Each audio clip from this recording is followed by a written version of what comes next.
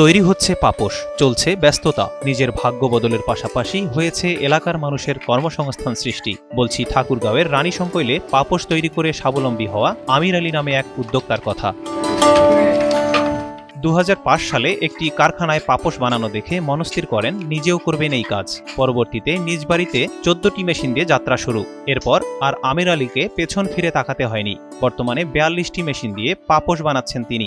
লাভও হচ্ছে বেশ। দেশের চাহিদা মিটিয়ে বিদেশেও রপ্তানি হচ্ছে এই পাপোশ, যা দেশের অর্থনীতিতে গুরুত্বপূর্ণ ভূমিকা রাখছে। এত অল্প কিছু টাকা দিয়ে তন্দানা করি এখানে এই কাজে মোটামুটি এখন যথেষ্ট পরিমাণ ভালোই আছে, খারাপ বলা যাবে না। হ্যাঁ, এমনকি বাংলাদেশ মার্কেটের মধ্যে বিভিন্ন ডিস্ট্রিক্ট, যেমন ঢাকার বুকে সবচেয়ে বেশি, ঢাকার বুকে সিলেট, চিটাগাং, রাজশাহী, কুষ্টিয়া, এরকম বিভিন্ন ডিস্ট্রিক্টে। এই ঈদে জামা জুতো অ্যাক্সেসরিজের ডিসকাউন্ট। আমির আলীর কারখানায় কর্মসংস্থান হয়েছে প্রায় 50 পরিবারের। সংসারের কাজের পাশাপাশি অবসর সময়ে গ্রামের নারীরা এখন কাজ করছেন। এতে তাদের পরিবারের কাজের পাশাপাশি বাড়তি আয় করার সুযোগ তৈরি হচ্ছে। প্রতি মাসে অনেকের আয় 15 থেকে 20,000 টাকা। পার ডেলি আমি 700 টাকা করে পাই। এটা নিয়ে সংসারে ভালোই কাজ চলে আর কি। এই কাজে আল্লাহর রহমতে আমার সংসার ভালো চলে, যা রোজগার হয় এই নিয়ে আমি আল্লাহর রহমতে ভালো চলি। আমরা এখানে অনেক দিন ধরে কাজ করি এবং আমাদের এখান থেকে সংসার ভালোই চলে। এটা দেওয়াতে আমাদের অনেক লাভবান এবং উপকার হয়েছে। 250-300 টাকা ইনকাম করি, পরিবার চালাই। 10-12 বছর ধরে তো এখানে কাজ শিখছি। তো এখানে মনে হয় দৈনিক 400-500-600 টাকা ইনকাম হয়।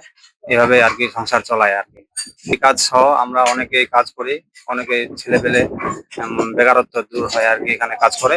পাপোশ তৈরির এই উদ্যোক্তা জানান, সহজ শর্তে ঋণ ও সরকারি সহযোগিতা পেলে কারিগরি দক্ষতা বিকাশের পাশাপাশি স্থানীয়দের কর্মসংস্থানের সুযোগ আরো বৃদ্ধি পাবে।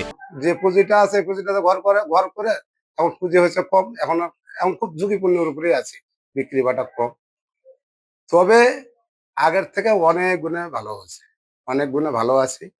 আল্লাহ যথেষ্ট ভালো চালাচ্ছে, এটা নিশ্চিত। কারণ এই যে 40-42 জন লোক আমরা একসঙ্গে কাজ করে পাচ্ছি, সবাই মিলে চলতে পারছি। এর থেকে আর কি চাই? এর থেকে তো বেশি চাওয়ার কাজ কিছু না। কারণ সরকারি তো আমরা কোনো অনুদান পাই না, সরকারি অনুদান আজ পর্যন্ত পাই নাই।